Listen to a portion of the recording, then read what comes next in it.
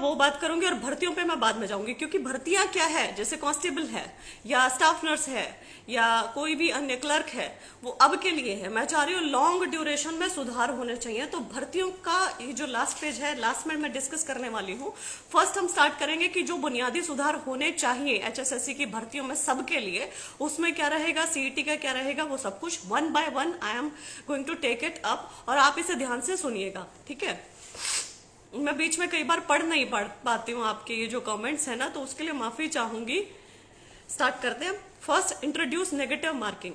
ये मेरा पहला उनको सजेशन था कि आप एचएसएससी के ग्रुप सी और डी एग्जाम्स के लिए नेगेटिव मार्किंग स्टार्ट कर दें। नेगेटिव मार्किंग बहुत जरूरी है, उसमें तुक्के का स्कोप खत्म हो जाता है, और जो एक्चुअल में पढ़ा लिखा बच्चा होगा, जिसने तैयारी की होगी, उसको यहाँ पर फायदा होगा, जिसके लिए वो पॉजिटिव है।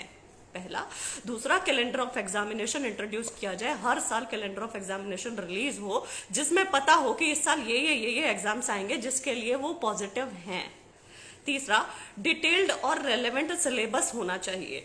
आप जो भी सिलेबस दें वो डिटेल्ड होना चाहिए, पूरा अच्छे तरीके से बताया गया हो कि उसमें क्या क्या पूछा जाए, और रेलेवेंट सिलेबस होना चाहिए। रेलेवेंट मैंने क्यों वर्ड यूज करा कि यदि आप 12वीं तक का एग्जाम ले रहे हैं तो 12वीं तक का ही सिलेबस पूछें, ये नहीं कि उसमें पीएचडी का पूछने लग जाए। यदि आप किसी क्या कहते हैं उसे, कोई टेक्निकल एग्जाम ले रहे हैं तो उसमें टेक्निकल के सवाल पूछे जाएं, ये नहीं कि उसमें कुछ और ही पूछ रहे हैं। यदि आप इंजीनियरिंग से रिलेटेड कोई एग्जाम ले रहे हैं तो इंजीनियरिंग के सवाल पूछे, फार्मेसी से रिलेटेड ले रहे हैं तो फार्मेसी के पूछे। दिस इज रेलेवेंट सिलेबस, कि हमें रेलेवेंट सिलेबस भी चाहिए। ऐसे नहीं कि आप फार्मेसी में आप गाय भैंसों के बारे में पूछ रहे हैं, दवाइयों के बारे में ही पूछे, ऐसा। फोर्थ, 25% हरियाणा जीके इन क्वेश्चन पेपर्स। कम से कम 25% हरियाणा की जनरल नॉलेज आनी चाहिए क्वेश्चन पेपर में। ये मेरी चौथी डिमांड थी उनसे, जिसके संदर्भ में चेयरमैन साहब ने कहा कि 25% का आंकड़ा तो मैं नहीं बोल सकता, लेकिन हाँ, हरियाणा जीके काफी हद तक आएगी अब। और सीईटी के एग्जाम में हरियाणा जीके फर्स्ट पेपर में आएगी, सेकेंड पेपर में कुछ कह नहीं सकते। जो स्क्रीनिंग टेस्ट रहेगा सीईटी का, उसके फर्स्ट पेपर में हरियाणा जीके पूछी जाएगी। वो 20% भी हो सकती है, 25% भी हो सकती है, वो पूछी जाएगी। लेकिन सेकंड पेपर में जो भी सब्जेक्ट, जो भी पोस्ट रिलेटेड क्वेश्चंस होंगे, जैसे यदि जेई का एग्जाम है तो जेई से रिलेटेड क्वेश्चन पूछे जाएंगे 50%। यदि कोई और टेक्निकल पोस्ट है तो उससे रिलेटेड पूछे जाएंगे 50%। बाकी 50% जीके रहेंगे, उसमें हरियाणा जीके भी हो सकती है। उसके लिए उन्होंने कंफर्मेशन नहीं दी है, लेकिन सीईटी में हरियाणा जीके आएगी। इसके बाद अमरजीत सिंह कह रहे हैं सबसे गलत सवाल नेगेटिव मार्किंग। मैं यहाँ पे आपको रॉन्ग प्रूव कर सकती हूँ, लेकिन मैं बाद में करूंगी, पहले मैं ये पूरी लिस्ट पढ़ूंगी। पांचवा, फंक्शनल आरटीआई। फंक्शनल आरटीआई मेरा मतलब ये है कि आरटीआई के जवाब नहीं दिए जाते हैं एचएसएससी के द्वारा। तो मैंने उन्हें कहा कि आप फंक्शनल आरटीआई सिस्टम स्टार्ट करें, कि जहां आप बच्चों के सवालों के जवाब टाइमली मैनर में दें, ना कि उन्हें टरकाना नहीं। नॉन फंक्शनल आरटीआई हमें नहीं चाहिए, फंक्शनल आरटीआई चाहिए। कृपया करके सिस्टम स्टार्ट करें। जिस पर उनका जवाब था पॉजिटिव, जिस पर उन्होंने कहा कि हम ऐसा सिस्टम स्टार्ट करने वाले हैं कि बच्चों को सवाल पूछने की ही नौबत नहीं आएगी, तो हम पहले ही जवाब दे दिया करेंगे। उन्होंने इस पर मुझे ये भी कहा कि अभी भी मेरे पास जितने बच्चे आते हैं मैं उनको डायरेक्टली जवाब देता हूँ। मुझसे यदि फोन पर संपर्क करते हैं तो मैं फोन पर उनके जवाब दे देता हूँ। तो आरटीआई धीरे धीरे यहाँ पर देखना खत्म ही हो जाएंगी, हम सीधे सीधे उन्हें जवाब दिया करेंगे बहुत अच्छे से, और उनको सवाल पूछने की जरूरत नहीं पड़ेगी, क्योंकि हम सारी की सारी जो जानकारी है वो वेबसाइट पर डालने लगेंगे। इसके बाद efficient examiner selection. Efficient examiner selection हो, ऐसे एग्जामिनर का चयन हो जो गलत सवाल ना पूछे, आंसर की में गलत जवाब ना दे, क्योंकि उसकी वजह से बहुत सारे अभ्यर्थियों को कोर्ट का रास्ता अपनाना पड़ता है, और कोर्ट में वो लोग दुखी होते रहते हैं। जैसे कि अब क्लर्क वाला है या ग्रुप डी वाले केसेस बहुत सारे चल रहे हैं, जेई वाले केसेस, जहां रॉन्ग क्वेश्चन के ऊपर इतनी हरासमेंट हो जाती है बच्चे की कि उसको जाके कोर्ट का रुख करना पड़ता है। वहां साल 2-2, 3-3, 4-4 साल तक केसेस पेंडिंग रहते हैं, लेकिन ये जवाब ठीक नहीं होते, तो और ना ऐसे एग्जामिनर का कुछ बिगड़ता है। तो एफिशिएंट एग्जामिनर सिलेक्शन हमें चाहिए। ऐसे एग्जामिनर का सिलेक्शन चाहिए जो एरर फ्री क्वेश्चन पेपर बना सके। ये मेरी एक और डिमांड थी। जिस पर उन्होंने ये कहा कि हम जिस भी एजेंसी को कॉन्ट्रैक्ट देते हैं वो एजेंसी आगे सिलेक्ट करती है एग्जामिनर को, इसमें एचएसएससी का कोई रोल नहीं है। ये उनका जवाब था। Then I counter question, I said कि यूपीएससी भी तो ऐसे एग्जामिनर का सिलेक्शन करती है जहां वो एरर फ्री क्वेश्चन पेपर बनाते हैं, तो ऐसा ही हरियाणा क्यों नहीं कर सकता? हमारे पड़ोसी राज्य भी ऐसा करते हैं, तो हरियाणा ऐसा क्यों नहीं कर सकता है? जिस पर उन्होंने रजामंदी जताई और इस पर विचार विमर्श करने की उन्होंने कहा है कि हम इस पर विचार करेंगे और ऐसे पेपर हम आगे बनाएंगे जिसमें एरर्स ना हो, जीरो एरर हो। एसआई के रिजल्ट के बारे में भी उन्होंने बोला था कुछ 5 क्वेश्चंस विड्रॉ करें, वो लास्ट में हम आएंगे उसके ऊपर। नेक्स्ट मेरी डिमांड थी कि रिवाइज की आनी चाहिए रिजल्ट से पहले, रिवाइज की must be published before the result, जिसके ऊपर उन्होंने असहमति जताई है। उन्होंने कहा है कि रिवाइज्ड की रिजल्ट से पहले नहीं दे सकते हैं, कारण उसका ये है कि लिटिगेशंस फाइल हो जाती हैं बहुत सारी, और लिटिगेशन फाइल होने के बाद जो रिजल्ट है उसके ऊपर स्टे लग जाता है, तो हम ज्वाइनिंग नहीं करा पाते हैं। तो फिर मैंने पूछा आप रिवाइज्ड की कब देंगे, तो उन्होंने कहा रिवाइज की मिलेगी रिजल्ट के साथ, रिजल्ट के बाद जब ज्वाइनिंग हो जाती है उसके बाद मिलेगी। तो ये इनफ्रक्चुअस मैटर की साइड जा रहा है, लेकिन इसमें एक चीज जो है वो ये भी है जो मैंने उनसे करवाई है कि भाई अब आप क्या करेंगे कि जो रिवाइज्ड की होगी उसमें कोई गलती नहीं होगी। यदि एफिशिएंट एग्जामिनर सिलेक्शन हुआ और पहले की करेक्ट आ गई तो रिवाइज की जरूरत ही नहीं पड़ेगी, लेकिन जो रिवाइज भी आ रही है उसमें भी करेक्ट होना चाहिए। तो यदि आप इस चीज के ऊपर एग्री करते हैं तो हम भी इस चीज के ऊपर एग्री करते हैं। एनीवेज, इसके बाद आते हैं ब्लैकलिस्ट एग्जामिनर इफ इनएफिशिएंट। यदि एग्जामिनर इनएफिशिएंट मिलता है, यदि वो गलत क्वेश्चन पेपर बनाता है या गलत आंसर की देता है या रिवाइज आंसर की भी गलत देता है, तो उसे आप ब्लैकलिस्ट करेंगे, उससे दोबारा पेपर नहीं बनवाया जाएगा किसी भी हालत में। अवॉइड अननेसेसरी लिटिगेशंस, आप जो ये क्वेश्चन पेपर गलत बनते हैं या आंसर कीज गलत आती है, इससे अननेसेसरी लिटिगेशंस होती हैं, कोर्ट में बच्चे जाके खड़े होते हैं, स्टेट एक्सचेकर का आपका पैसा खर्च हो रहा है, आपका टाइम वेस्ट हो रहा है, बच्चों का पैसा खर्च हो रहा है, बच्चों का टाइम वेस्ट हो रहा है। ये बहुत अननेसेसरी एक्सरसाइज है जो होनी ही नहीं चाहिए। तो ये इसके बाद ग्रीवेंस सेल और ग्रीवेंस रिड्रेसल मैकेनिज्म आपको बनाना पड़ेगा। आपको एक ग्रीवेंस सेल बनाइए आप, जहाँ पे बच्चे आके अपनी प्रॉब्लम्स आपको बता सके, अभ्यर्थी आके आपकी अपनी प्रॉब्लम्स बता सके, 1-to-1 इंटरेक्शन हो सके। यदि ऐसा पॉसिबल है तो ऐसा करें।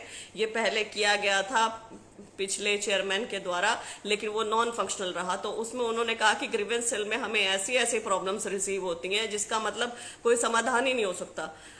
बच्चे यहाँ पे 80% कुछ अनाप्शन आप लिख के भेज देते हैं, जो 20% बेचारे बिल्कुल सच्चे होते हैं, तो उनके भी जवाब 80% के चक्कर में नहीं दिए जाते हैं। तो मैं ये कहना चाहूंगी कि आप क्रिस्प रहें अपने प्रॉब्लम्स पूछने में और ठीक रहें। और यहाँ पे इसके लिए कैंडिडेट डिपार्टमेंट रिड्रेसल फोरम की मैंने बात की है कि आप महीने में एक दिन सिलेक्ट करें जिसमें आप कैंडिडेट से डायरेक्टली रूबरू हो सके, चेयरमैन साहब कैंडिडेट से डायरेक्टली रूबरू हो सके, बच्चे अपनी प्रॉब्लम डायरेक्टली चेयरमैन साहब से पूछ सके, जिस पर उन्होंने रजामंदी जताई है, सहमति जताई है। उन्होंने कहा है कि ऐसा रिड्रेसल फोरम मैं स्टार्ट करूंगा। और महीने में क्यों, 15 दिन में हम ऐसा कर सकते हैं। हम वीडियो कॉन्फ्रेंसिंग के थ्रू ऐसे बच्चों की प्रॉब्लम ले सकते हैं और मैं उसको सॉल्व कर सकता हूं। तो इसमें उन्होंने पहल दिखाई है, जिसके लिए वो बधाई के पात्र हैं। डिटेल्ड रिजल्ट की बात हुई। डिटेल्ड रिजल्ट के ऊपर उनकी रजामंदी है कि डिटेल्ड रिजल्ट पूरा विद बाइफर्केशन ऑफ मार्क्स की किस हेड के नीचे कितने मार्क्स मिल रहे हैं वो सब वो देंगे हर एक भर्ती के साथ। नेक्स्ट मेरा था कि आप कट ऑफ जो रिलीज करते हैं फाइनल रिजल्ट की, डीवी की भी रिलीज करें, जिस पर उन्होंने असहमति जताई है कि डीवी के टाइम पे वो कट ऑफ रिलीज नहीं कर सकते हैं। यहाँ पर मेरा ये भी उनके साथ सवाल था कि डीवी के टाइम पे कट ऑफ रिलीज नहीं करते तो बच्चों को पता नहीं होता, बहुत सारी अननेसेसरी लिटिगेशंस हो जाती कि मेरे तो इतने नंबर थे, मेरा तो डीवी आना चाहिए था, मेरा नहीं हुआ, ये सब कुछ। तो उनका ये कहना था कि हमारे यहाँ पे ये थोड़े माफिया एक्टिव हैं और यदि डीवी की कट ऑफ पता चल जाए तो उन्हें ये पता चल जाएगा किसका सिलेक्शन होने वाला और वो वैसे ही कॉन्टेक्ट करेंगे और वैसे ही उन बच्चों को चूज करके और उन बच्चों को करवाने की कोशिश करेंगे। यहाँ पे मैं उनसे थोड़ी बहुत सहमत हूँ। Rechecking proof reading before publishing any advertisement. आप जो भी एडवर्टीजमेंट पब्लिश करते हैं उसमें कुछ ना कुछ गड़बड़ी खामी मिलने के कारण क्या होता है, भर्ती बीच में लटक जाती है, रूल बीच में बदलने के कारण भर्तियां लटक जाती हैं, ये सब चीजें होती हैं। तो इस चीज के बारे में मैंने कहा कि आप चेक करेंगे, रीचेक करेंगे, री चेक करेंगे कोई भी एडवर्टीजमेंट डालने से पहले। और ये भी मैंने इनको कहा है, नेक्स्ट मैं पॉइंट पढ़ने जा रही हूँ, recruitment solely on the basis of advertisement, not to include or change any new rule or condition etc in the midway retrospectively. If anything extremely important, then inform through proper channel corrigendum announcement. कहने का अर्थ ये है कि यदि कोई भी recruitment होती है तो आपको एडवर्टीजमेंट के बेसिस पर ही वो करनी है। आप बीच में कोई भी नया रूल या कोई भी चेंज रेट्रोस्पेक्टिवली उसको लागू नहीं कर सकते हैं। आप यदि वो करते हैं तो भर्ती लटकती है, बच्चे कोर्ट में जाते हैं, उस भर्ती का कुछ नहीं होता, आखिरी में वो रद्द होती है। जैसे कि पीजीटी संस्कृत हुआ, जैसे कि टीजीटी इंग्लिश वाले बीच में तंग हुए, जैसे कि रेडियोग्राफर में चल रहा है, जैसे कि एमएलटी में चल रहा है। तो ये सब चीजें गलत है, ऐसा नहीं होना चाहिए। और एएलएम में भी ऐसा ही है कि आप एडवर्टीजमेंट में कुछ लिख रहे हैं लेकिन बाहर कुछ और हो रहा है, तो ये सब गलत है। जिसका उन्होंने मुझे एक बताया है कि वो कैसे प्रोसेस उनका काम करता है, और यही मैं प्रोसेस अब बच्चों को बताने वाली हूँ। आप सब सुनिए ध्यान से। क्या होता है कि इन्होंने एडवर्टीजमेंट एक निकाल दी। एडवर्टीजमेंट में ये डिपार्टमेंट से पूछते हैं कि आपको किन, जैसे मैं रेडियोग्राफर की बात करूंगी कि रेडियोग्राफर में इन्होंने पूछा कि आपको क्या चाहिए। रेडियोग्राफर ने कहा कि 2 साल का डिप्लोमा कहीं से भी कर लो, तो ये एडवर्टीजमेंट में वो लिख देते हैं 2 साल का डिप्लोमा कहीं से भी कर लो। देन डीवी के टाइम पे ये उनके नुमाइंदे को बुलाते हैं, डिपार्टमेंट के नुमाइंदे को, कि आप अब इसको कंडीशंस को एक्सप्लेन करें कि आपको क्या चाहिए। तो वो नुमाइंदा यहाँ पे आके बोलता है कि मुझे 2 साल का नहीं 3 साल का डिप्लोमा चाहिए या डिग्री चाहिए, और मुझे रोहतक से चाहिए। तो ये चीज पहले उसने एडवर्टीजमेंट के टाइम पे नहीं बोली होती, लेकिन डीवी के टाइम पे बोल देता है। तो डीवी के टाइम पे उन्हीं बच्चों को अलग, जो अब नई कंडीशन वो बोलता है वैसे बच्चों को ये ले लेते हैं। ऐसे ही एएलएम में हुआ। एएलएम में कुछ कंडीशन थी एडवर्टीजमेंट के टाइम पे, लेकिन जब उन्होंने डिपार्टमेंट से क्लैरिफिकेशन मांगा कि आपको कौन से बच्चे चाहिए, तो डिपार्टमेंट अलग से क्लैरिफिकेशन देता है, तो उस बेसिस पे ये डीवी करवाते हैं। डीवी के टाइम पे फिर वो वही बच्चे उठा लेते हैं। तो अन्य बच्चों ने एग्जाम क्यों दिया? अन्य बच्चे पागल हैं, फिर वो एग्जाम ही ना देते। लेकिन यहाँ इनफैक्ट मैंने कहा भी कि क्या ये गलत नहीं है कि आप ऐसा करते हैं, तो वो मान रहे हैं कि ये गलत है, कि हम ऐसा करते हैं, कि ये गलत है। ये चीज उन्होंने एक्सप्लिसिटली मानी है। तो इस चीज पर मैंने उनसे, यही मेरी बात हुई थी कि आप अब आगे से जो एडवर्टीजमेंट बनाएंगे उसके ऊपर आप ध्यानपूर्वक पहले ढंग से डिपार्टमेंट से क्लैरिफिकेशन ले लेंगे कि उन्हें कौन से बच्चे चाहिए, किस डिग्री, किस डिप्लोमा, कितने साल, कौन से साल, कहाँ से होना चाहिए, क्या नहीं होना चाहिए। क्लैरिफिकेशन पहले होना चाहिए, डीवी के टाइम पर नहीं। डीवी के टाइम पे केवल और केवल फिर अभ्यर्थियों का शोषण होता है। यहाँ रेडियोग्राफर में भी मुझे बताया गया कि 3 साल का डिप्लोमा वालों को हमने ले लिया, लेकिन एडवर्टीजमेंट में 2 साल का डिप्लोमा लिखा होता है, इसलिए वो बच्चे गए हैं। लेकिन 2 साल के डिप्लोमा वालों को भी वो लेंगे। उन्होंने कल मुझे ये चीज बोली है। और जिन्होंने केस किया है उसमें 3-4 ही बच्चे हैं जो 2 साल के डिप्लोमा वाले हैं, बाकी आईटीआई वाले हैं। तो आईटीआई वाले तो इसमें नहीं आएंगे, ये तो क्लियर है रेडियोग्राफर का। लेकिन 2 साल का डिप्लोमा जो एडवर्टीजमेंट में लिखा है उनको एचएसएससी लेगी, ये क्लियर हो गया है। नेक्स्ट था कि आप बच्चों का कैंडिडेचर रिजेक्ट करने की बजाय, मान लीजिए किसी बच्चे ने एससी में फॉर्म भरा है या ओबीसी में भरा है या ईडब्ल्यूएस का सेंटर का लगा दिया सर्टिफिकेट, तो उसका कैंडिडेचर रिजेक्ट करने की बजाय कृपया करके उसे जनरल में कंसीडर कर लिया जाए। कैंडिडेचर रिजेक्ट करना बहुत बड़ा स्टेप हो जाता है। तो इस पर चेयरमैन साहब ने ये कहा कि हमने अब नया सिस्टम स्टार्ट करना है, और उसके तहत ये होगा कि अभ्यर्थियों ने, किसी ने भी यदि कुछ लिख दिया और उसका फॉर्म जमा नहीं करवा पाया या गलत जमा करवा दिया, तो उसको 1 हफ्ते का समय दिया जाएगा सही जमा करवाने के लिए। अब इसमें आप लोगों को ध्यान रखना है कि आप लोगों को ये पहली बात तो फॉर्म भरते हुए अपने जो जितने भी आपके फॉर्म्स हैं, कुछ भी हैं, वो सही संलग्न किया कीजिए पढ़ के ढंग से। यदि आप गलत करते हैं तो भी आपको 1 हफ्ते की विंडो मिलेगी उसको करेक्ट करके डालने के लिए। उसके बाद आप टाइम एक्सटेंड नहीं करवाएंगे कि अब हमें और टाइम दे दो जी, हमें पता नहीं था जी, हमें ये नहीं पता था कि हमें अब करना है, हमें नोटिस का पता नहीं रहा लगा, ये कुछ नहीं। आप डेली आप वेबसाइट विजिट करें और वहां पे देखते रहें, ठीक। और अगर मान लो आपने वो 1 हफ्ते की टाइम विंडो भी निकाल दी और आप नहीं उसको जमा करवा पाए, तो भी आपका कैंडिडेचर रिजेक्ट नहीं होगा। अब आपको जनरल कैटेगरी में कंसीडर किया जाएगा। इसके बाद मैंने ये पूछा कि ये कौन सा रूल है जहां पर 30-30, 33-33 गुना अभ्यर्थी बुलाए जाते हैं एक भर्ती के लिए, जैसे कि असिस्टेंट रेवेन्यू क्लर्क में हुआ और असिस्टेंट मैनेजर में हुआ HSIIDC में, इस पर चेयरमैन साहब का कहना था कि इतने बुलाने के बाद भी हमें उन्हें योग्य कैंडिडेट नहीं मिले जिसके पास ये योग्यताएं हो। तो जब योग्यताएं नहीं होती हैं अभ्यर्थियों के पास, मान लीजिए उन्हें 6 पोस्ट के लिए, वो किसी का बता रहे थे कि उनको अभी तक वो 6 लोग नहीं मिले हैं, तो जब योग्यताएं नहीं होती हैं इसलिए तब वो ज्यादा लोगों को बुलाते हैं इसमें DV के लिए, ये उनका कहना था। नेक्स्ट मेरा पॉइंट था कि आप 5वां ऑप्शन डालने वाले हैं नॉट अटेम्प्टेड का। नॉट अटेम्प्टेड के लिए क्या आप अलग से समय देंगे अभ्यर्थियों को 5 या 10 मिनट? तो उस पर चेयरमैन साहब ने रजामंदी, सहमति जताई है। उन्होंने कहा है कि 5 या 10 मिनट का समय दे दिया जाएगा उन अभ्यर्थियों को कि वो नॉट अटेम्प्टेड वाला 5वां ऑप्शन फिलअप करें। इसके साथ ये भी बात हुई कि यदि कोई उस ऑप्शन को नहीं फिलअप करता है तो क्या रहेगा। यदि कोई भी अभ्यर्थी उस ऑप्शन को नहीं फिलअप करता है तो उसका कैंडिडेचर रिजेक्ट कर दिया जाएगा। चेयरमैन साहब तो ये कह रहे थे कि उस एक क्वेश्चन के नंबर काट लेंगे या कुछ है, लेकिन इसमें मैं बहुत ज्यादा सख्त हूं और वहां पर जो मेंबर बैठे थे सैनी साहब, वो भी इस चीज में बहुत सख्त हैं कि यहाँ पर उस अभ्यर्थी का कैंडिडेचर रिजेक्ट करना ही एकमात्र सोल्यूशन है, अदरवाइज उसकी शीट बाहर कोई और भर सकता है। तो हमें तो भैया, तुम जहां बैठे हो ना, तुम जिस क्लासरूम में बैठे हो वहीं से ही तुम्हारी OMR पूरी कंप्लीट चाहिए। यदि आप 5th ऑप्शन नहीं फिल करते हो तो आपका कैंडिडेचर ही रिजेक्ट हो जाएगा, आप उस जॉब के लिए कंसीडर ही नहीं होगा आपका कुछ भी। तो आप इस चीज का ध्यान रखेंगे, 5वां ऑप्शन फिल करना है और उसके लिए एक्स्ट्रा टाइम मिलेगा 5 से 10 मिनट का। और मैंने कहा कि यदि कोई ऐसा नहीं करता है, मान लीजिए फिर भी खाली छोड़ के भेज देता है, कुछ भी है ऐसा, तो इन्विजिलेटर उसकी OMR क्रॉस कर दे या कैंसिल कर दे इन्विजिलेटर उसकी OMR। तो इस पर HSSC के मेंबर हैं सैनी साहब ही, उन्होंने कहा कि ऐसा हम इन्विजिलेटर के ऊपर कुछ नहीं छोड़ने वाले हैं, इन्विजिलेटर को हम इतनी पावर्स या उनके ऊपर इतना ट्रस्ट नहीं करने वाले हैं। वो जैसे ही शीट्स रिसीव होंगी, नीचे जो फर्स्ट स्टेज होती है स्कैनिंग, जब शीट्स की सबसे पहले होती है, तो उसमें वो ऐसी शीट्स जहां पर नॉट अटेम्प्टेड वाला फील्ड नहीं होगा उनको पहले ही साइड में रिजेक्ट कर दिया जाएगा। सबसे पहला स्टेप यही रहेगा। इसके बाद responding replying to court cases in timely manner, ये था मेरा। कोर्ट केसेस बहुत सारे पेंडिंग है, चल रहे हैं, पिछली बार भी सर ने यही कहा था, लेकिन उसमें कोशिश करेंगे कि टाइमली मैनर में उसमें जवाब दें।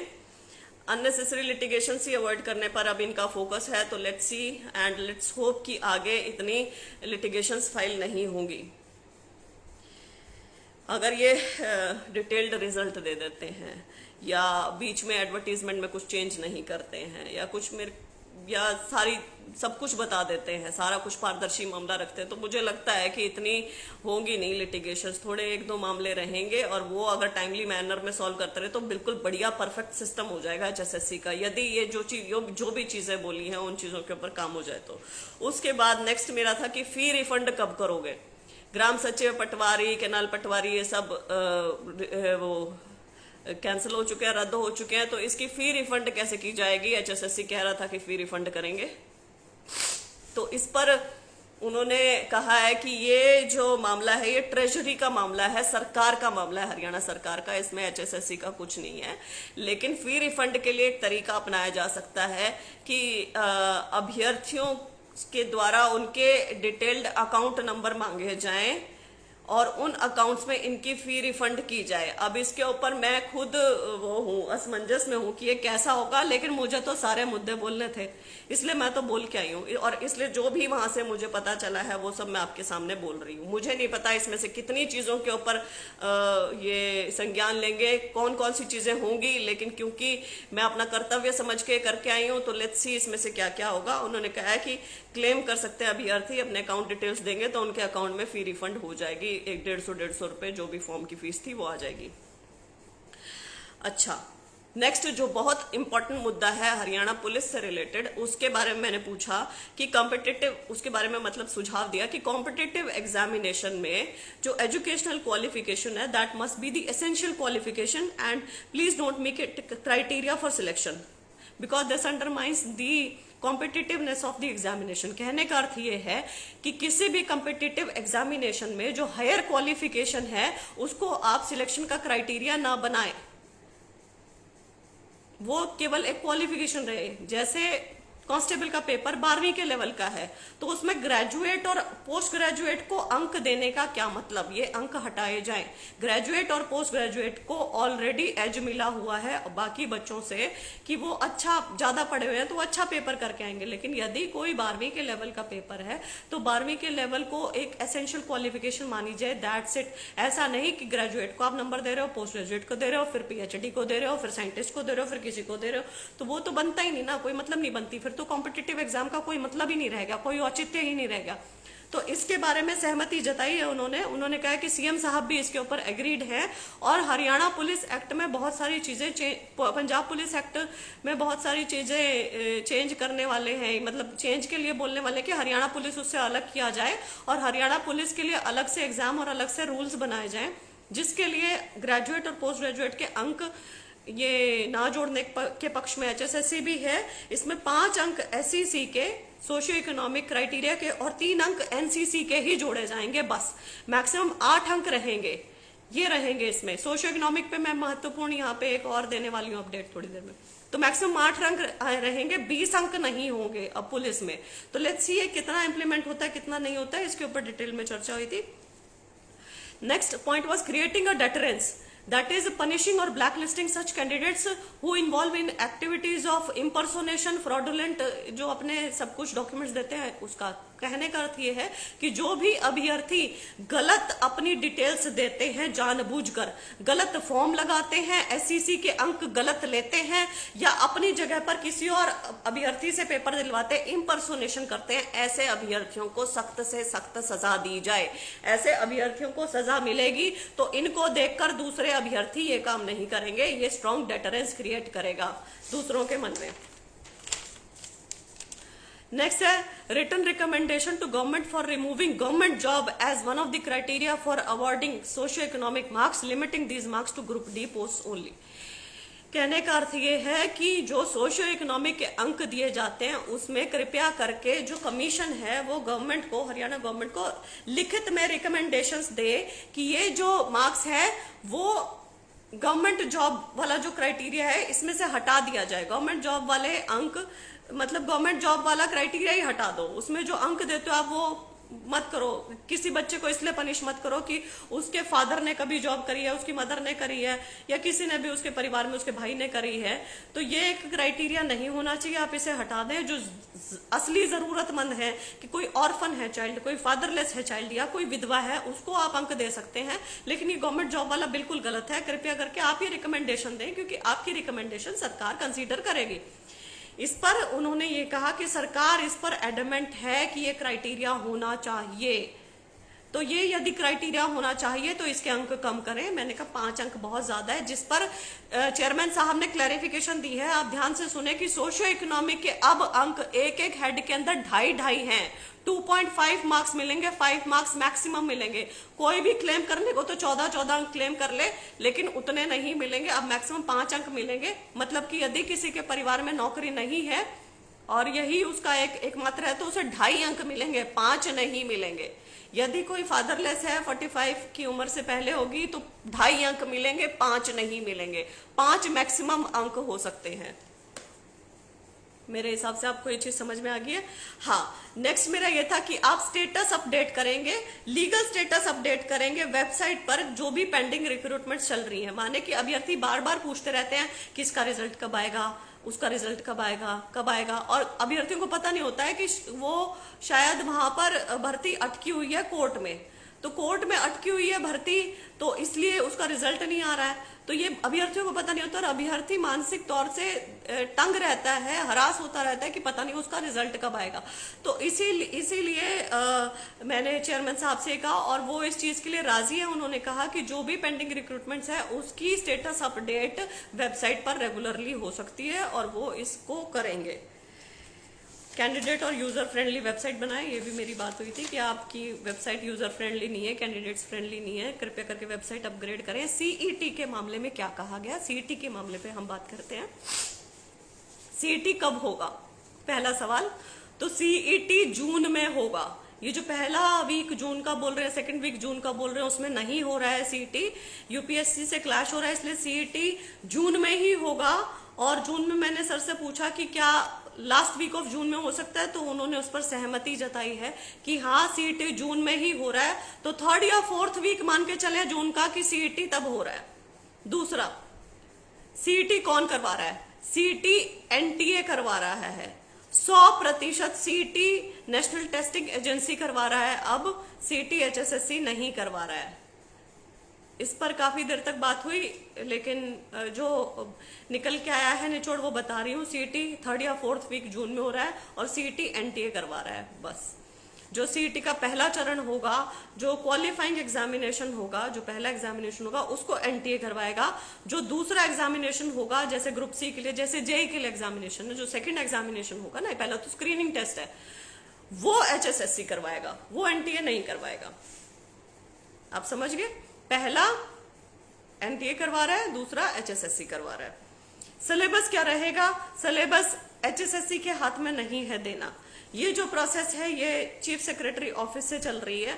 जैसे ही गवर्नमेंट से वहां से रजामंदी मिलती है वैसे ही ये सिलेबस वेबसाइट पर अपडेट हो जाएगा। तो इस बात पर भी काफी चर्चा हुई थी कि समय बहुत ज्यादा कम रह गया है और आप कह रहे हैं सीईटी जून में होगा और बच्चों के पास सिलेबस नहीं है अब तक, तो ये बहुत गलत है। तो वो कह रहे हैं जल्द से जल्द ये सिलेबस वेबसाइट पर आएगा। टेक्निकल पोस्ट की जहां तक दिक्कत है, तो टेक्निकल पोस्ट की बच्चे बोलते रहते कि जेई भी सीईटी के थ्रू क्यों ले रहे हैं, तो वो बच्चे ध्यान से सुन लें कि जो पहला स्क्रीनिंग टेस्ट होगा वो जनरल होगा, सबके लिए कॉमन रहेगा, वो एनटीए करवाएगा। जो दूसरा टेस्ट रहेगा जैसे जेई के लिए है उसका अलग से टेस्ट होगा, उसमें आपके जेई से रिलेटेड टेक्निकल क्वेश्चंस ही पूछे जाएंगे, वो क्वेश्चन पेपर अलग होगा। मान लीजिए फार्मेसी के लिए है तो वो अलग क्वेश्चन पेपर होगा, जो जेई के लिए है वो अलग क्वेश्चन पेपर होगा। जो भी जिस भी ट्रेड का है उसमें उससे संबंधित 50% सवाल पूछे जाएंगे दूसरे चरण में। तो यहाँ पे टेक्निकल वाली कोई प्रॉब्लम नहीं है, वो सॉल्व हो चुकी है बहुत अच्छे तरीके से। हाँ, तो ये है सीईटी का। उसके बाद हम आ जाते हैं वैकेंसीज के ऊपर। पीजीटी, टीजीटी, पीआरटी की वैकेंसीज कब निकलेंगी? अब यहाँ पे ना एक तरीका है जो मैं समझने की कोशिश करके आई हूँ उनसे कि भाई हम इनसे पूछते हैं कि वैकेंसी कब आएगी, वो वैकेंसी कब आएगी। तो वैकेंसी आना एचएसएससी के हाथ में नहीं है, वैकेंसी वगैरह डिपार्टमेंट से आती हैं और उसको सीएस फाइनल करता है, सीएस ऑफिस, तब इनके पास आती है रिकमेंडेशंस, तब ये रिक्रूटमेंट निकाल सकते हैं। उससे पहले इनके हाथ में कुछ नहीं है। इनका काम है एग्जाम करवाना, इनका काम वैकेंसी ढूंढ के बताना नहीं है कि यहाँ पे इतने खाली हैं और अब हम इसका एग्जाम करवाएंगे। नहीं, इनको ऊपर से ऑर्डर मिलते हैं हरियाणा सरकार की तरफ से कि कब ये तुम्हारे पास ये वैकेंसी है और ये अब एग्जाम करवाना है और अब तक हमें ये कर्मचारी चाहिए। तो इनका काम केवल एग्जाम करवाना है। तो हम बार बार पूछ रहे हैं कि पीजीटी कब आएगी, टीजीटी कब आएगी, पीआरटी कब आएगी, तो ये हमें हरियाणा सरकार से सवाल करना चाहिए कि कब आएंगी। हरियाणा सरकार इसमें सुस्त चल रही है, सीएस ऑफिस इसमें सुस्त चल रहा है कि वो लोग नहीं बता रहे हैं कि कब आएगा। पीजीटी के मामले में इन्होंने ये कहा कि नए रूल बन रहे हैं इसलिए ही टीजीटी वाली भर्ती अटक गई है, और पीआरटी का अभी स्टेटस कुछ नहीं पता चल रहा है। शायद वो अनुबंध पे भर्ती वाला सारा कुछ सब कुछ सही हो कि वो अनुबंध पे भर्ती करना चाह रहे हैं, जिसको मैं उनके सामने बोल के आई हूँ अनुबंध कुछ नहीं है, सरकारी ठेका प्रथा है। मेंबर साहब ने एक ने बोला कि ये बहुत अच्छा स्टेप है, तो वहां पर मैंने इनफैक्ट उन्हें काउंटर भी किया कि अच्छा स्टेप नहीं है, क्योंकि आप अभी तो इन्हें ले लेंगे, फिर बाद में यही बच्चे सड़कों पर झंडे उठा के खड़े हो जाएंगे कि हमें पक्का करो।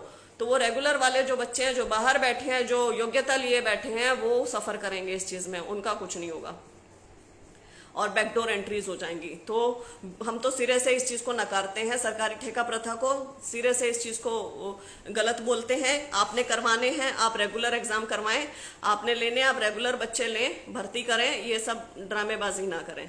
तो जहां तक पीजीटी का है, पीजीटी के नए रूल बनेंगे।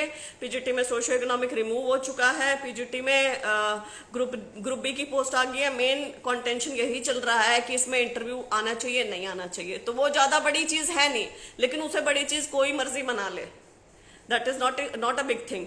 तो लेट्स सी उसमें क्या रहेगा क्या नहीं रहेगा, और ये चीज सीएस से आनी है, हरियाणा सरकार से आनी है, तो हम अपना फोकस चेंज कर देते हैं, हरियाणा सरकार से पूछते हैं सवाल, ठीक है ना।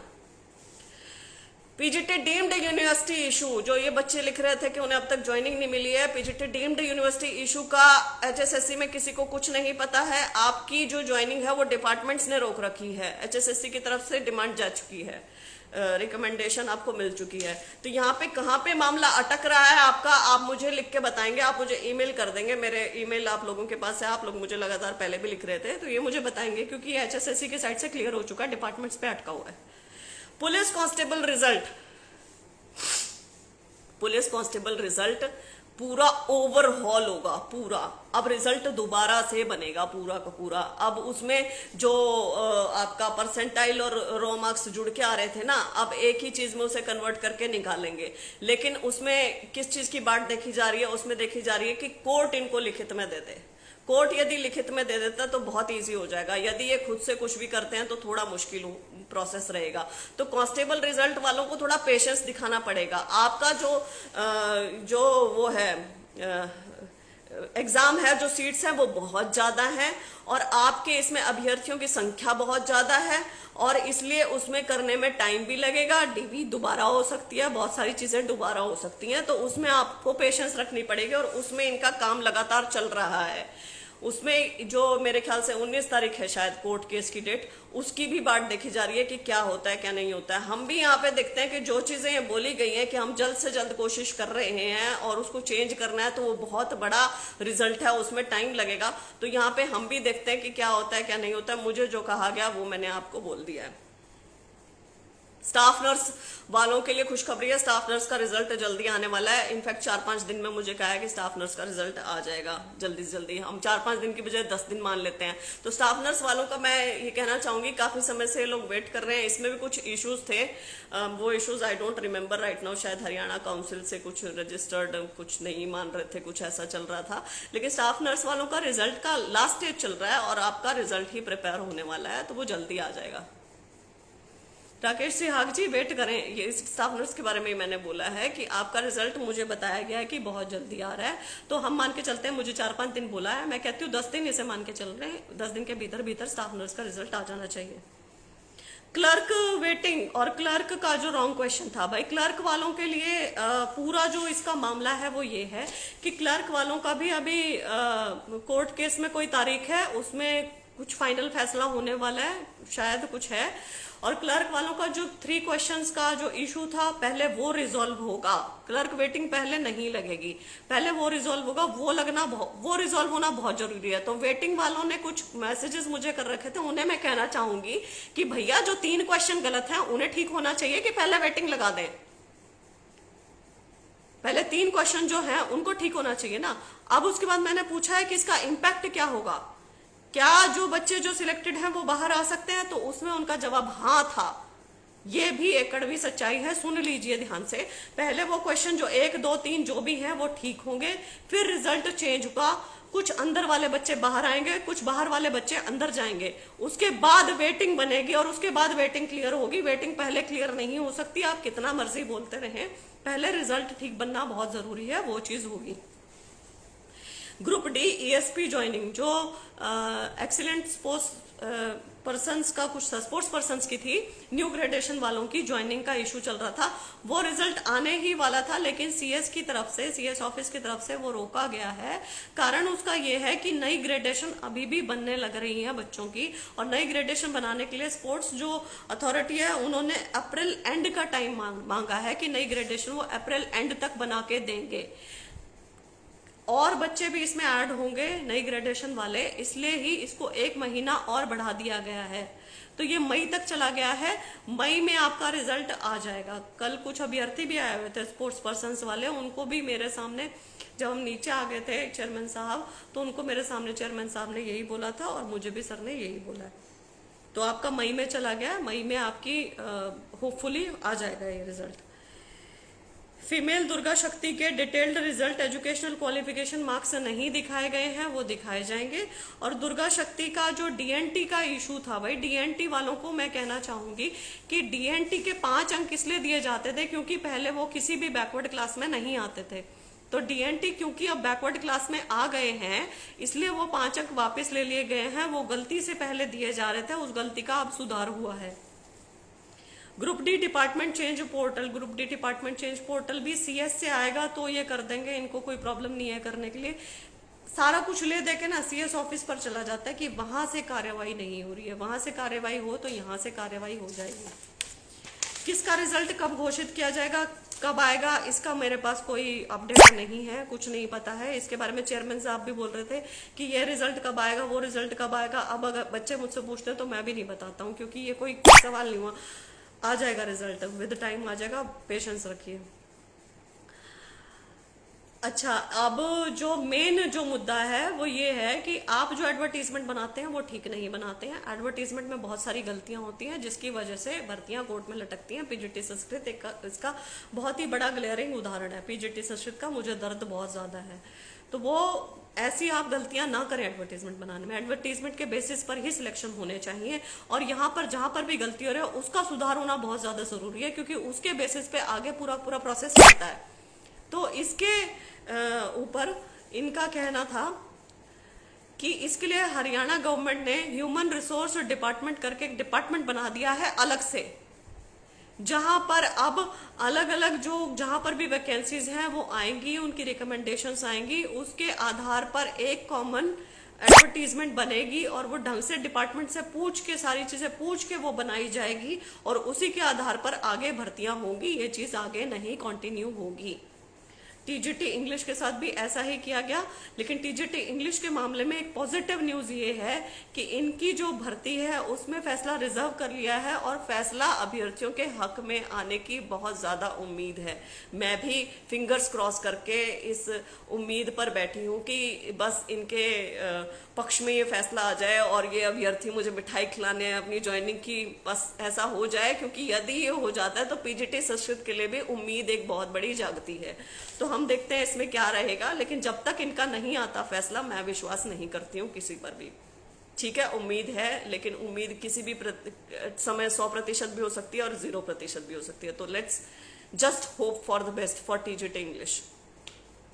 एसआई के मामले में आपके 7 क्वेश्चंस बता रहे थे कुछ प्रॉब्लम है। 5 क्वेश्चन विड्रॉ कर लिए गए हैं। 5 क्वेश्चंस के ऊपर एचएसएससी ने कदम लिया है।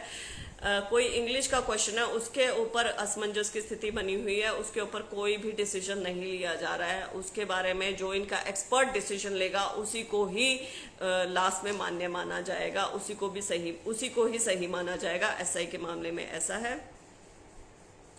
सोशियो इकोनॉमिक का मैंने आपको बता दिया कि हर एक हेड के अंदर 2.5 अंक ही मिलेंगे, अब 5 अंक मैक्सिमम है। ओएमआर का जो नेल स्क्रैच का मैटर है उसके बारे में मैं बोलना चाहूंगी आप लोगों को कि बहुत ही साफ शब्दों में लिखा रहता है कि स्क्रैच मत करना, ऐसे रब मत करना उसे थूक लगा के, या किसी भी चीज से ऐसे पेन के पीछे से ऐसे वो खुरचना मत उसे, या लड़कियों के नाखून होते हैं उससे मत खुरचना, क्योंकि जो भी आपकी ओएमआर के ऊपर स्क्रैच वगैरह लगा होगा तो आपकी पूरी ओएमआर रिजेक्ट कर दी जाएगी, आपका कैंडिडेचर रिजेक्ट कर दिया जाएगा। छोटी सी चीज है, समझने में क्यों दिक्कत हो रही है सब अभ्यर्थियों को, ये चीज समझो भाई। अगर मान लो कुछ गलत भी मार्क हो गया तो 1 नंबर ही कटेगा, तुम उसको खुरच के दूसरा मार्क करके अपना पूरा ओएमआर ही रिजेक्ट करवा रहे हो। तो इसमें क्या कर सकते हैं कोई, जब आपकी ये कंडीशन आपकी उसमें लिखी हुई है, ओएमआर के आपके क्वेश्चन पेपर पर लिखी हुई है, आपके उस पे लिखी हुई है, रोल नंबर पे लिखी हुई है, तो उसको कैसे चैलेंज कर दोगे आप कोर्ट में? कोर्ट तो ये कहेगा ना, लिख तो रखा है इन्होंने कि आपकी रिजेक्ट कर देंगे। तो ऐसी गलती बिल्कुल नहीं करनी है आपने कोई थूक लगा के उसे नहीं मिटाना है, कोई नाखून के साथ उसे नहीं खुरचना है, पेन के साथ नहीं खुरचना, अपना कैंडिडेचर मत रिजेक्ट करवाओ इतनी छोटी बेवकूफाना हरकतों के ऊपर। ठीक है, ये कुछ पॉइंट्स थे जिनके ऊपर पूरी डिस्कशन हुई है, और मैं जितने मुद्दे मुझे पता थे, जितने मुद्दे मैं जानती थी, मैं सबके ऊपर बात करके आई हूँ। मैं बस आप लोगों से ये एक गुजारिश करना चाहती हूँ कि आप ढंग से फॉर्म भरेंगे, बहुत अच्छे तरीके से फॉर्म भरेंगे, सही उसमें डॉक्यूमेंट्स लगाएंगे, आप ध्यान रखेंगे बहुत सारी चीज़ों का। जब मैं ऑफिस से बाहर निकली हूँ तो मुझे कुछ अभ्यर्थी मिले हैं और उनकी प्रॉब्लम सुन के मैं हैरान थी। तो कमाल की गजब की प्रॉब्लम्स थी जो रिजॉल्व नहीं हो पा रही हैं, क्या हो रहा है क्या नहीं हो रहा है, वो चीज़ें मुझे समझ में आ रही हैं, कुछ जो शायद बोलने लायक भी नहीं है। उसमें एक लड़की थी, ये मैं देना चाहूँगी एग्जाम्पल। उसमें एक लड़की थी, उस लड़की के ससुर जी जॉब से रिटायर थे, पेरेंट्स की साइड से कोई नहीं था, वो दुर्गा शक्ति की कैंडिडेट थी लड़की। उस टाइम पे आपके फादर मदर स्पाउस का कैलकुलेट हो रहा था, आपके सास ससुर का नहीं हो रहा था, विवाहित लड़कियों की मैं बात कर रही हूँ। लेकिन उस लड़की को पता नहीं था, उसने वो सर्टिफिकेट नहीं लगाया और उसको 5 अंक नहीं दिए, उसको ये कह दिया तुम्हें 5 नंबर मिल सकते हैं। अब वो लड़की वो सर्टिफिकेट लगाने की कोशिश कर रही है, देने की कोशिश कर रही है, लेकिन उसका एक्सेप्ट नहीं किया जा रहा है। गलती उस लड़की की है, मैं ये नहीं कहूंगी कि गलती कमीशन की है। आपको वहां पे चौकन्ने रहना चाहिए था, आपको देखना चाहिए था। उस लड़की का 3 और अन्य अतिरिक्त अंकों में सिलेक्शन हो रहा है, लेकिन उसकी बेवकूफी की वजह से उसका सिलेक्शन नहीं होगा। हालांकि मैंने कहा है कि आप कोशिश करो, शायद आपको कहीं ना कहीं कंसीडर हो जाए, कुछ हो जाए, लेकिन बड़ा मुश्किल है, रिजल्ट आ चुका है। तो आप ऐसी बेवकूफियां ना करें, आपको ये चीज ध्यान में रखनी है। दूसरी चीज, एक बच्ची है जिसने ग्रेजुएशन कर रखा है, सब कुछ है उसके पास, लेकिन उसके ग्रेजुएशन के अंक नहीं जोड़े गए। तो ये जो चीजें है ना कि ग्रेजुएशन के अंक ना जोड़ना, सोशियो इकोनॉमिक के अंक ना जोड़ना, ये बहुत बड़ा इशू है। अब इस इशू के बारे में मुझे अंदर कुछ और कहा जाता है, बाहर अभ्यर्थी आकर कुछ और दिखा रहे हैं, वो चीजें हैं, तो वहां थोड़ा कॉन्ट्राडिक्शन हो जाता है। तो यदि आपकी कहीं सुनवाई नहीं हो रही है तो आपकी सुनवाई कहाँ होगी? कोर्ट में होगी। तो आप पहली कोशिश करें कि आप कमीशन जाके बोलें, आप पहली कोशिश करें कि आप लिखित में उनको देके आए, लिखित में उनसे डायरी नंबर सब कुछ लेके आए। आपको ये अपने तरफ से ये जो आपका काम है वो करना है, पूरा पढ़ लिख के जाना है कि किस किस को क्या क्या नंबर मिल रहे हैं। उनकी बात मत सुनो, वो तो कह देंगे हाँ भाई ससुर के नंबर नहीं मिलेंगे, और वो लड़की मतलब सुन के आ गई या कुछ भी है, या कुछ भी उनको बोल दे, तो ऐसे मत करो ना। तुम उनकी क्यों सुन के आ रहे हो? वहां जो डॉक्यूमेंट वेरिफिकेशन के लिए बैठे हैं आपसे इंटेलिजेंट है क्या? कौन है वो? आप ही जैसे पढ़े लिखे होंगे ना जो डॉक्यूमेंट वेरीफाई कर रहे होंगे, ज्यादा इंटेलिजेंट हैं, उनको ज्यादा पता है आपसे। आपको अपनी भर्ती के बारे में ज्यादा पता होना चाहिए कि उन्हें आपकी भर्ती के बारे में ज्यादा पता होना चाहिए। तो आपको ये चीजें ध्यान में रखनी पड़ेंगी, आपको ये चीजें ध्यान देकर इन चीजों का समाधान खुद ही निकालना है। भैया आप लापरवाह नहीं हो सकते हैं, आप लापरवाह हुए, आपने अपनी ज्वाइनिंग खो दी। एक और चीज पे चर्चा हुई कि उन्होंने कहा आ जाएगा। उन्होंने एक चीज बोली कि देखो रिजल्ट कब आएगा ये बच्चे बहुत ज्यादा पूछते हैं, तो हम तो ये चाहते हैं कि योग्य बच्चा ही नौकरी पे लगे, इसलिए चाहे 10 दिन की देरी हो, 20 दिन की देरी हो, महीने की देरी हो, हम चाहते हैं अच्छे से रिजल्ट दें सारे डॉक्यूमेंट वेरीफाई करके। और डॉक्यूमेंट वेरिफिकेशन की उन्होंने मुझे बताया कि जब डीवी होता है तो हम डॉक्यूमेंट्स एक तरीके से कलेक्ट करते हैं, वेरीफाई नहीं करते हैं। डॉक्यूमेंट्स एक तरीके से कलेक्ट होते हैं और वो डॉक्यूमेंट फिर आगे 3 बार चेक होते हैं। फर्स्ट चेक होता है, रीचेक होता है, री चेक होता है। तो वो 3 बार चेकिंग होती है उसकी, उसके बाद ही फाइनल रिजल्ट बनाया जाता है। ये पूरा प्रोसेस उन्होंने बताया मुझे कि ऐसे होता है, सेक्रेटरी मैडम ने बताया कि जो कि टाइम कंज्यूमिंग प्रोसेस है, लेकिन बच्चों को लगता है अरे मेरा डीवी तो हो गया, रिजल्ट क्यों नहीं आया? तो इसलिए रिजल्ट आने में टाइम लगता है, इसलिए अभ्यर्थी पेशेंस रखें इस चीज में, ये उन्होंने बोला। तो यहाँ पर मैंने उनको ये कहा कि आपकी बात भी हम समझते हैं, अभ्यर्थी भी समझते हैं, लेकिन बाहर बेरोजगारी बहुत ज्यादा बढ़ गई है, सीईटी का कुछ पता नहीं चल रहा है, और जितनी भर्तियां थी वो रद्द हो चुकी हैं, बहुत बुरा हाल है। इसलिए आप भी अभ्यर्थियों को समझने की कोशिश करें कि नौकरी की बहुत ज्यादा जरूरत है और आपके ऊपर आस टिकी हुई है, तो आपके स्टाफ को एफिशिएंटली काम करना पड़ेगा, ये चीजें जल्द से जल्द देनी पड़ेंगी, जल्द से जल्द कार्यवाही करनी पड़ेगी, जिसके ऊपर वो सब सहमत है। तो मैं आप लोगों को ये कहना चाहूंगी कि हमें अपनी तरफ से गलती नहीं करनी है भाई, हमें अपनी तरफ से ठीक रहना है, फॉर्म ठीक भरने हैं, सारी चीजें हैं, वहां से एडवर्टीजमेंट ठीक आए इसकी गारंटी मैं अभी तो नहीं ले सकती हूँ, लेकिन ये चीजें बोली और मैं आपसे रूबरू भी इसलिए हो रही हूँ क्योंकि आप लोगों को ये पता होना चाहिए, पब्लिक इंटरेस्ट की बातें हैं। ये मैं बोल के आ गई, उनसे बात होगी, लेकिन मैं आपको ये कन्वे ना करूं तो वो कल को ना करें, तो हम क्या कह सकते हैं? अभी भी जो ये इतने सारे पॉइंट्स जिनके ऊपर रजामंदी हुई है, सहमति जताई गई है, कल को वो ना करें तो हम कुछ कर सकते हैं क्या? लेकिन यदि हम इसको कन्वे करते हैं तो उनके ऊपर एक तरीके का प्रेशर बनता है और एक सेंस ऑफ रिस्पॉन्सिबिलिटी आती है कि हाँ ये चीजें बोली गई हैं और ये चीजें पब्लिक डोमेन में आ गई हैं, तो ये चीजें करनी चाहिए। ठीक है, तो ये एक ऐसे से बनता है, गारंटी किसी चीज की नहीं होती है मेरे भाई मेरी बहनों, कि ये चीजें बोली गई हैं, गारंटी इस चीज की नहीं है, but let's hope for the best, let's pray for the best. अब मैं आपके क्वेश्चंस लूंगी, जिसको भी जो प्रॉब्लम है। एचएसएससी कांस्टेबल रिजल्ट बात हो चुकी है, ग्रुप डी दिव्यांग कोटा, आई एम सॉरी इसके ऊपर बात नहीं हुई है, इसके ऊपर मैं नेक्स्ट इसको लिख लेती हूँ कि ये वाला चीज हमने कन्वे करनी है, दिव्यांग कोटा वाली। देखो, जो मेन एक और चीज मुझे पता चली वो ये है कि बहुत सारी चीजें ना हरियाणा सरकार की तरफ से अटकी पड़ी हैं, सीएस ऑफिस में अटकी पड़ी हैं।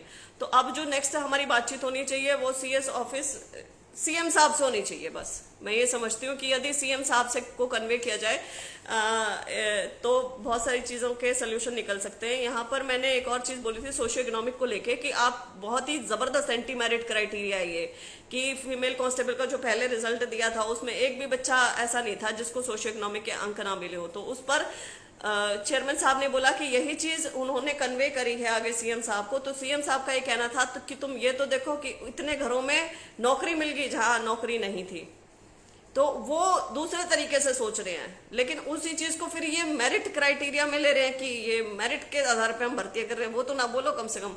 तो वहां पे थोड़ा यहाँ ये जो है जो थिंकिंग पैटर्न ना बदलने की बहुत ज्यादा जरूरत है। तो मुझे लगता है उनसे मिलने की बहुत ज्यादा जरूरत है। Next step would be to meet CM. Let's see ये कब तक होता है। टीजीटी संस्कृत भर्ती, टीजीटी संस्कृत का मामला कोर्ट में चल रहा है और मेरे ख्याल से इनकी रद्द भी कर दी। तो मेरे ख्याल से देखते हैं कोर्ट इसमें क्या करता है, क्योंकि यहाँ पे एचएसएससी तो कुछ नहीं कर सकता है। ये सारा सरकार के हाथ में है मामले। Did any chance of dental surgeon re exam, Shubham Tomar. Shubham ji जो मतलब जो न्यूज मुझे सुनने को आ रही है जो मतलब अभी तक एक्सप्लिसिटली बाहर नहीं आई है, लेकिन कुछ कुछ र्यूमर्स आ रहे हैं। अब मैं उनको पुख्ता नहीं कर सकती हूँ, उसके हिसाब से तो ये कुछ कैंसिल नहीं कर रहे हैं। एचसीएस भी हो रहा है और डेंटल एग्जामिनेशन भी हो रहा है, तो उसके हिसाब से तो ये पता चल रहा है। तो आप लोग अपनी कमर कस लो, तैयारी कर लो, कोर्ट जाना है। उस चीज में तो जाना ही जाना है। उस चीज में तो मैं कहूंगी आंदोलन प्रदर्शन भी करने हैं, मैं खुद खड़ी हो जाऊंगी एचपीएससी के आगे, क्योंकि उसमें जो निहित स्वार्थ है वो चेयरमैन और बाकी सब लोगों का दिखता है। तो वहां हम लोग झंडे उठा के खड़े हो जाएंगे। इनको वो रद्द करनी पड़ेगी हर हालत में। और ये जानबूझकर इसे खींच कर लेकर जाना चाह रहे हैं। जल्द से जल्द इसका रिजल्ट तो निकालेंगे, लेकिन उस समय पे निकालेंगे जब कोर्ट की छुट्टियां होंगी। कोर्ट की छुट्टियां होंगी ताकि आप लोग केस ना कर सकें, वेकेशन बेंच में चला जाए। वेकेशन बेंच में जूनियर एडवोकेट्स ज्यादा बैठते हैं जो इतने बड़े बड़े फैसले नहीं ले पाते हैं। तो ये जो टाइमिंग है ना, ये टाइमिंग देख के करते हैं। तो आपको भी अपना टाइम बचाना है, आपको पहले ही सारी तैयारी करके रखनी है। बोलते हैं ना, hope for the best, prepare for the worst. तो होप तो हमने लगा ली, लेकिन अब होप से मुझे नहीं लगता कि आगे ये कुछ कैंसिल हो रहा है। तो let's prepare for the worst. तो वर्स्ट मान के चलो नहीं कर रहे हैं, तो प्रिपरेशन उसके लिए बहुत जरूरी है। जो हफ्ता 10 दिन ये जो नोटिस निकालेंगे कि हम रद्द नहीं कर रहे हैं, आगे की कार्रवाई हो रही है, एफएसएल ने कह दिया 18-20 बच्चों को निकाल के और एग्जाम करवा लो, ये नाटक होने वाला है बहुत जल्दी। तो ये नाटक होगा तो अगले दिन केस फाइल हो जाना चाहिए। इतनी तैयारी आपको करके रखनी है। टीजीटी पंजाबी की भर्ती कब होगी? आई डोंट नो कब होगी। विशाल गुज्जर, मैम सीटी बता चुकी हूँ। मेल कांस्टेबल का रिजल्ट कब आएगा बता चुकी हूँ। फादरलेस बता चुकी हूँ। 2016 पीजीटी भर्ती में अब तक कैंडिडेट के नंबर बताए गए, इंटरव्यू के ना, स्कोरिंग मार्क्स। इसके लिए आप लिखो ना उन्हें, वो आपकी चिट्ठियां पढ़ रहे हैं, आप लिखो उन्हें। और वो लो क्या कहते हैं, रिसीविंग लिया करो। कोर्ट की हॉलीडे में है मैम, सो मेंस की डेट में। हाँ बिल्कुल, मैं वही तो कह रही हूँ, वेकेशन बेंच आ जाए जब कोर्ट की हॉलीडेज हो जाए, जब देंगे ये जानबूझ के। 1 महीने में करवाने की कोशिश करेंगे, 1-1.5 महीने में। तो आपको अपनी तैयारियां भी कर लेनी है, ताकि आज नोटिस निकले तो कल केस फाइल हो जाना चाहिए कोर्ट में। उसमें हफ्ता 10 दिन मत लगाना, कोशिश करो। अब आप लोग मुझे सुन रहे हो ना, मैं इसके लिए अलग से वीडियो बना दूंगी कि आप लोगों को अब एचसीएस प्री वालों को, डेंटल सर्जन वालों को इकट्ठे होना है, एक प्लेटफॉर्म पे आने लग जाओ, क्योंकि इसमें खर्चा ज्यादा होगा आपका।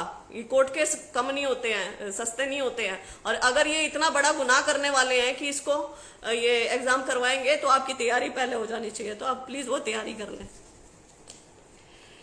डिपार्टमेंट चेंज का पोर्टल का देखो, डिपार्टमेंट चेंज पोर्टल हो गया या कुछ भी हो गया, ये हरियाणा सरकार की तरफ से होगा, ये सीएस ऑफिस की तरफ से होगा, ये एचएसएससी नहीं करेगा। एचएसएससी को जिस दिन डायरेक्शन मिलेगी एचएसएससी उस दिन कर देगा, ये चेयरमैन साहब ने बोल दिया। एचपीएससी से बात कर ले, असिस्टेंट प्रोफेसर, एचपीएससी से बात करनी पड़ेगी। पता है क्या, जो एचएसएससी और एचपीएससी है ना, उसमें जमीन आसमान का अंतर नजर आ रहा है। एचपीएससी के चेयरमैन अपनी एक स्टेटमेंट देते हैं, उसके बाद मौन है। एचएसएससी के चेयरमैन के साथ अच्छी बात यह है, और एचएसएससी के साथ भी अब मैं बोलूंगी मेंबर्स के साथ भी बहुत अच्छी बात यह है कि ये लोग अब रूबरू हो रहे हैं, ये लोग बात कर पाते हैं, हम लोग इनसे बहुत अच्छे से बात कर पाते हैं, कोई भी प्रॉब्लम होती है इनको अच्छे से बता पाते हैं, और ये लोग सुन भी रहे हैं। तो जहां सुनवाई होती है ना, इंसान सबसे पहले वहीं जाता है, वहीं की चीजें करने की कोशिश करता है। ये चीजें हैं। I am just waiting for HPSC का वो जो HCS रिजल्ट और डेंटल पे क्या बोलते हैं उसके ऊपर अभी मैं बिलीव करके चल रही हूँ, क्योंकि अभी वहां जाने का मतलब बेवकूफी होगा। वो कह देंगे कि भाई हमारी विजिलेंस की वो चल रही है, FSL की रिपोर्ट आनी बाकी है, उसके बाद हम कुछ बोलेंगे तो वो टरका देंगे, टाल देंगे। तो टालने वाली स्थिति में तो हम नहीं जा सकते ना। अभी तो वो कह देंगे हमारे हाथ में कुछ है ही नहीं, हमारे हाथ में क्या है, हमें तो जो सरकार बोलेगी हम कर देंगे। सरकार किसको कहाँ से पूछ रही है? FSL से। कितनी बड़ी बेवकूफ़ी ये लोग करने जाएंगे या करेंगे उसके बारे में हम कुछ नहीं बोल सकते ना। अभी हम कब बोल सकते हैं? जब ये कोई डिसीजन ले लेंगे तब, उस डिसीजन के अगेंस्ट या उस डिसीजन के फेवर में हम लोग बोल सकते हैं तब। PTI सड़कों पर धक्के खा रहे हैं 2 साल से। सड़कों पर धक्के तो मेरी भाई बहन जिन्होंने भी लिखा है, बहुत सारे बेरोजगार खा रहे हैं। हरियाणा का ऑलमोस्ट हर तीसरा या चौथा युवा सड़क पे धक्के खा रहा है, इतने बुरे हाल हो चुके हैं। PRT भर्ती में बात क्या डर? PRT भर्ती, ये जितनी भी भर्तियां हैं, अगेन आई एम सेइंग कि CS ऑफिस से आएंगी और ये कर देंगे। ये जो भर्तियां हैं ये वहीं से नहीं आ रही है। तो वहां का जो नाटक मैं समझ रही हूँ वो ये है कि वो सारी सरकारी ठेका प्रथा के थ्रू करवाना चाह रहे हैं। टीचर की भर्ती की मैं बात कर रही हूँ कि ये जो अनुबंध पे जो ये बना है ना हरियाणा कौशल रोजगार निगम, उसके थ्रू करवाने की कोशिश लग रही है मुझे। तो वहां पे जाके एक बार बात करनी पड़ेगी। वहां पे मुझे लगता है कि नेक्स्ट अपॉइंटमेंट वहीं लेनी चाहिए और उनसे बात करनी चाहिए कि आपके मन में क्या है कि ये भर्ती भी नहीं निकली है, ये भर्ती भी नहीं निकली है, इसके भर्ती के बच्चे पूछे, ये भी पूछे, और HSSC जाके खड़े हो रहे हैं। HSSC is not the right place is CS office. वहां जाके पूछा जाए कि आप लोग इतने सुस्त क्यों हो? हरियाणा में बेरोजगार युवा सड़कों पर धक्के खा रहा है, दिमाग खराब हो चुका है, बार बार HSSC से पूछ रहा है, चेयरमैन से पूछ रहा है, हर एक चीज कर रहा है, लेकिन गलती किसकी निकल रही है? आपकी। हरियाणा सरकार क्यों सोई हुई है? आपकी प्राथमिकताएं क्या है? आप क्या करना चाहते हो? आप निकालो भाई भर्तियां, वैकेंसीज हैं। आज मैं पढ़ रही थी कि भाई ये स्वास्थ्य विभाग में 36% पद खाली है। स्वास्थ्य विभाग में 38,000 शिक्षकों के पद खाली हैं। इतने पद खाली हैं, आपको पता है पद खाली हैं, फिर भी आप वैकेंसीज नहीं निकाल रहे। आपसे एक एडवर्टाइजमेंट नहीं बनाई जाती है? कमाल हो गई है। और एक और मैं खेल बताती हूँ, आप ये खेल भी सुनना। जब डिपार्टमेंट से पूछते हैं कि आपके कितने पद खाली हैं, डिपार्टमेंट बता के नहीं देते, लटकाए रखते हैं। सरकार पूछती रहती है, पता नहीं अजीब सा ही सिस्टम चल रहा है, किसी की चलती नहीं, डिपार्टमेंट ना बता के दे रहे हैं, कुछ नहीं हो रहा। लेकिन अनुबंध पे भर्ती करने के लिए जब पूछते ना कितने पद खाली, फटाफट बता देते डिपार्टमेंट। क्यों? कॉन्ट्रैक्ट बेसिस वालों पे बता देते हैं, रेगुलर वालों पे नहीं बताते हैं। कौन बेवकूफ है? हम बेवकूफ है, आप बेवकूफ हो, या हमें बेवकूफ बना रहे हो? ये सब खेल है और कुछ नहीं है। तो शिक्षकों की भर्ती के साथ ये बड़ा बुरा करने वाले हैं। I can feel this because HSSC के पास इसकी कोई अभी अपडेट नहीं है। HSSC को कोई रिकमेंडेशन नहीं गई है और वो दे नहीं रहे हैं। तो वो क्या करना चाह रहे हैं? Backdoor entry. और क्या होगा? ALM क्वालिफिकेशन, प्रवीण शर्मा, इसके बारे में बोल चुकी हूँ, आप पीछे जाके इसको सुन सकते हैं। मेरे ख्याल से सारे कवर हो गए हैं। जो भी था मैंने बोल दिया है। भैया मेरे से जितना होगा मैं उतना करने की कोशिश करूंगी। मैं बस ये चाह रही हूँ भर्तियां ठीक तरीके से हों, एडवर्टीजमेंट के बेसिस पे वो सारी चीजें अच्छे से तरीके से निपट जाएं और कोई भी भर्ती कोर्ट में ना लटके। और जो भी बच्चों के सवाल हैं उनके जवाब ढंग से दिए जाए। और ये जो भी बेसिक सी चीजें हैं ना कि 25% हरियाणा जी के सब कुछ, ये सब कुछ इंट्रोड्यूस हो जाए। ये मेरा मतलब मत है, ये मेरा मानना है और ये चीजें होनी चाहिए। लेट्स सी ये चीजें हो भी। बहुत लंबा हो गया वीडियो। आई जस्ट होप कि थोड़ी बहुत यहाँ पे क्लैरिटी आई है चीज़ों को लेकर, ठीक है। और रिजल्ट भी मेरे ख्याल से इन प्रोसेस चल रहे हैं, जो इनके पास हैं। Over the period of time वो आ जाएंगे। आप थोड़ा सा धैर्य रखो। कांस्टेबल वालों को ये कहूंगी कि आपका रिजल्ट बनने में टाइम लग सकता है। ये मैंने फील किया है वहां पे बैठ के। तो आपका रिजल्ट बनने में टाइम लग सकता है। तो इसकी वजह से प्रेशर टैक्टिक्स मत अपना लेना कि बस प्रेशर कर देते हैं, आंदोलन कर देते हैं, फलाना कर देते हैं तो तब आ जाएगा। ऐसा नहीं होगा, क्योंकि उसमें टाइम लग रहा है ओवरहॉल होने में। और वो ये चाह रहे हैं कि कोर्ट से डायरेक्शन मिल जाए। यदि इनका वकील कोर्ट में जाके कुछ नहीं बोलता है तब आपका आंदोलन प्रदर्शन करने का मतलब बनता है, अदरवाइज नहीं बनता है। अदरवाइज थोड़ा सा वेट करो, मैं यही कहना चाहूंगी। All the very best, good night.